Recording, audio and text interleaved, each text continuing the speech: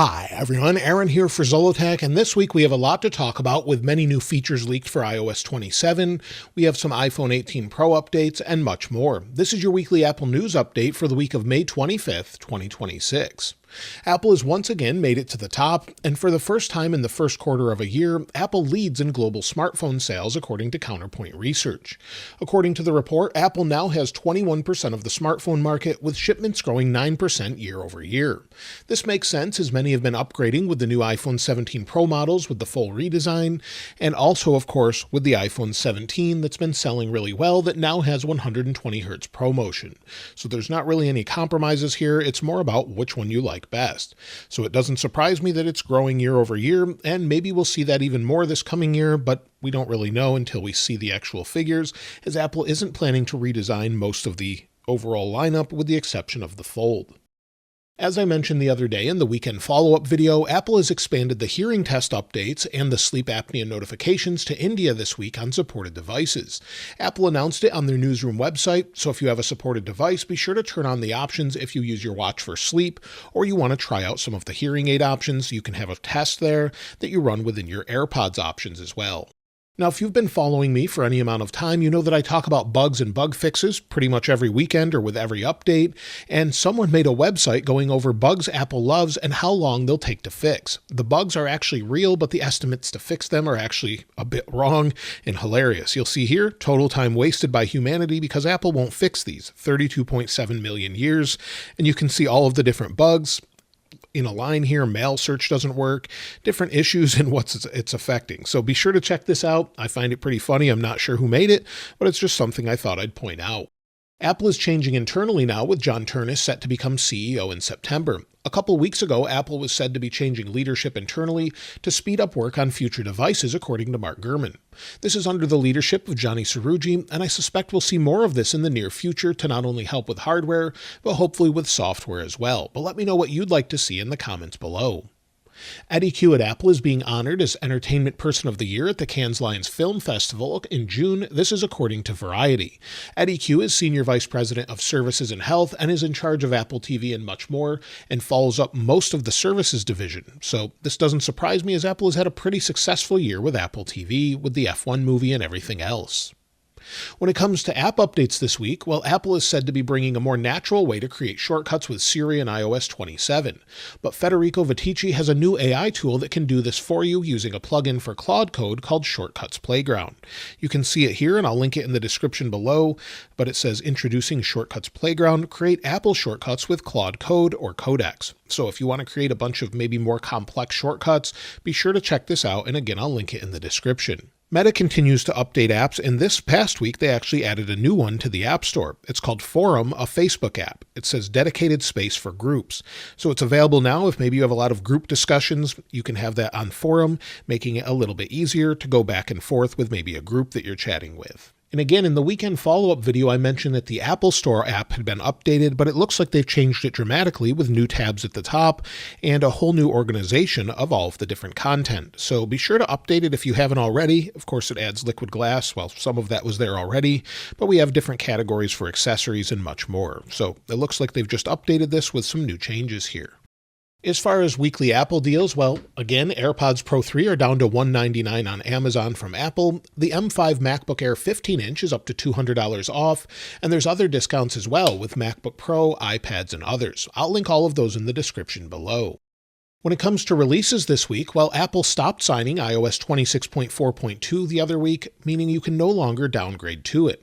This means probably we'll get iOS 26.5.1 very soon. I mentioned that as soon as they stopped signing it, and I would expect it as soon as tomorrow or the next day. Today is actually a holiday in the United States, so maybe we could see it later this week or the following week, but definitely before WWDC. MacRumors is already seeing it in their analytics, so I would expect this very soon, and hopefully it will help with things such as the slowness or stuttering in iOS, as well as maybe battery life that many people are having issues with iOS 26.5.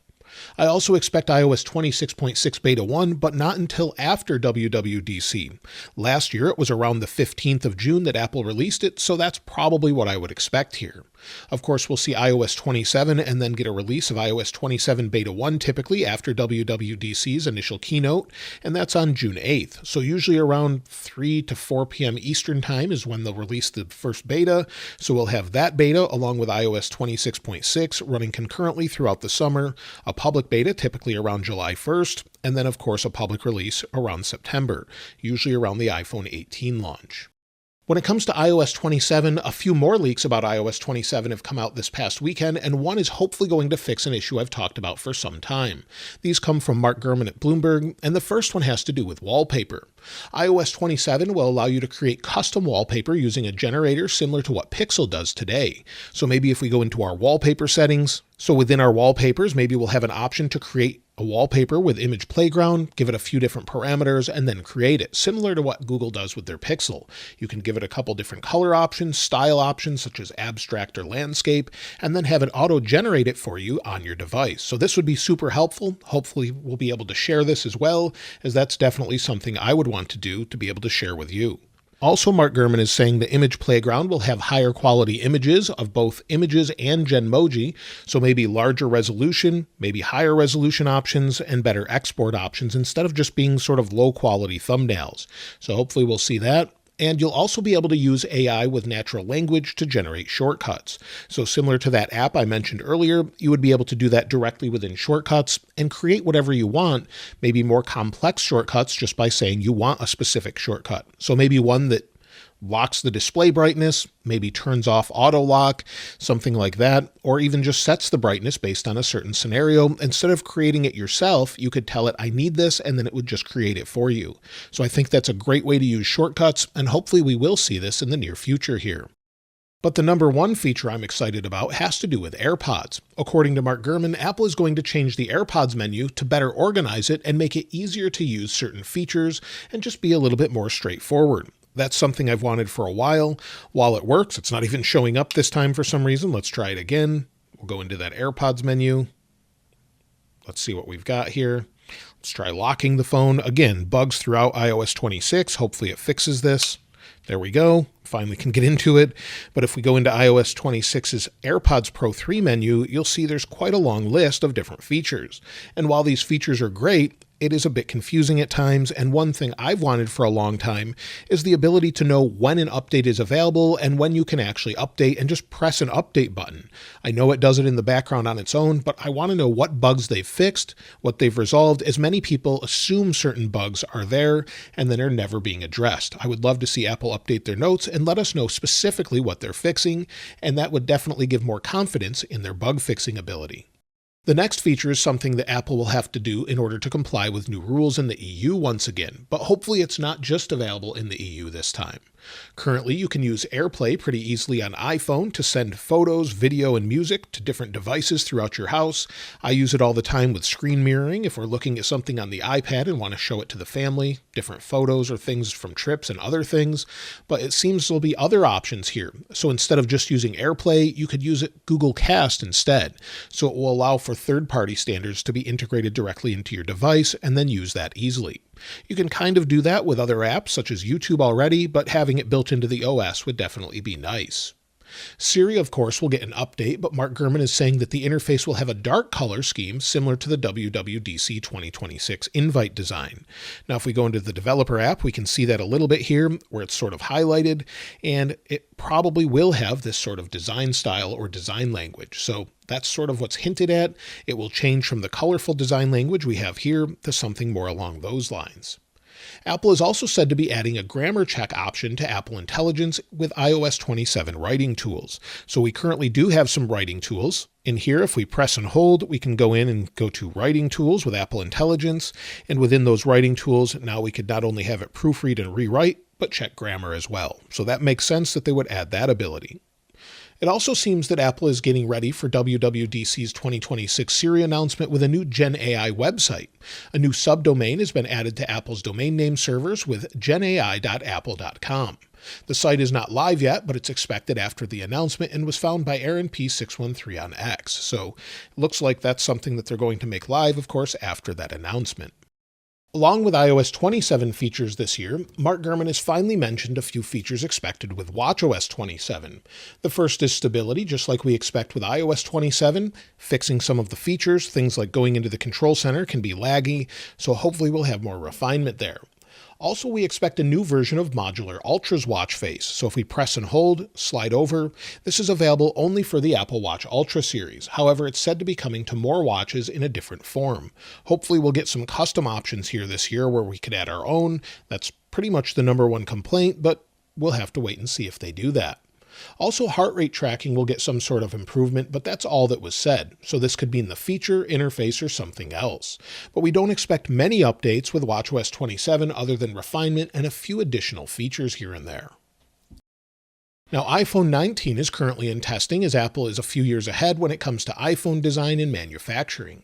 According to Digital Chat Station on Weibo this week, Apple's 2027 iPhone will have a hole punch cutout in the front camera, just for the front camera, and no Face ID sensor that's visible. Instead, it will be under the display. The display itself will curve around the edges of the device, meeting up to the frame, and this sounds similar to the rumored 20th anniversary iPhone. If Apple is able to offer those advancements, it would be a big step forward in design, especially with the Face ID sensor being under the display and only having to make room for that camera cutout. So hopefully they're able to figure this out and, of course, give us more screen real estate. Also, it's suggested that Apple is working on a new liquid metal alloy to create iPhones out of in the future. According to Instant Digital on Weibo, Apple moved away from titanium to aluminum as a temporary measure to help with controlling the heat and thermals. But it's only until they figure out a strong liquid metal substitute that can be more like titanium, but also conduct heat more like aluminum. Titanium doesn't really get hot, doesn't conduct heat well, and is very hard to use the frame to dissipate that heat. So we did get the vapor chamber, but with the aluminum design, it definitely helps get the heat out and let you run the processor faster for longer. But a new liquid metal technology would definitely make this an improvement. So it could be strong, maybe like stainless steel, but light like aluminum. Again, we'll have to wait and see, but we don't expect that this year. Also, with iPhone cases this year, Apple released a bunch of different cases like they usually do, but with the clear case, they added a completely white area to cover the two-tone patch on the back of the iPhone Pro models.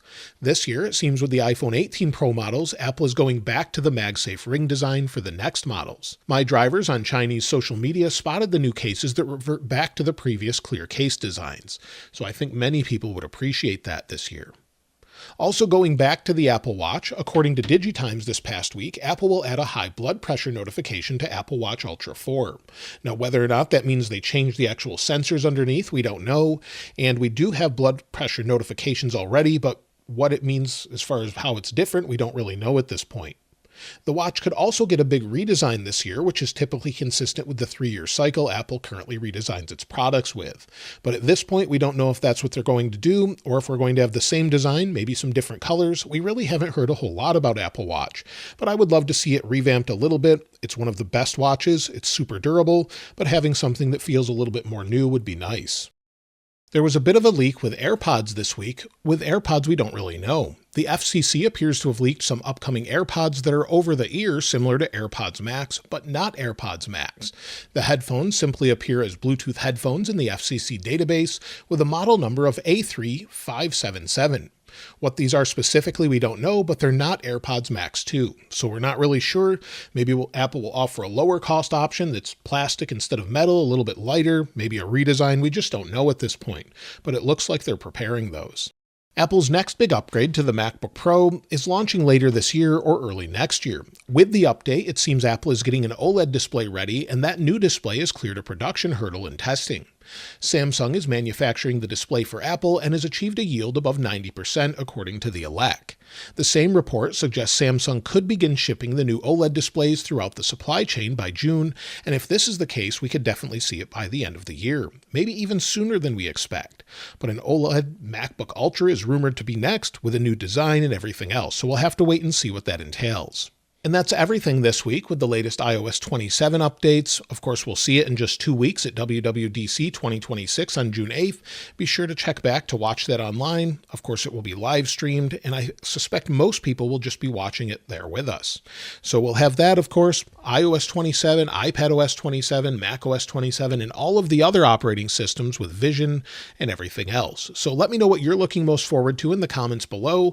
Hopefully we'll see a few Macs released there as well, as we're waiting for M5 updates to the Mac Mini, iMac, and others, Mac Studio, but I doubt we'll see that. But maybe we will. We'll have to wait and see. But again, let me know what you're looking most forward to in the comments below, and of course, I'll link this wallpaper in the description like I normally do. If you haven't subscribed already, though, please subscribe, and if you enjoyed the video, please give it a like. As always, thanks for watching. This is Aaron. I'll see you next time.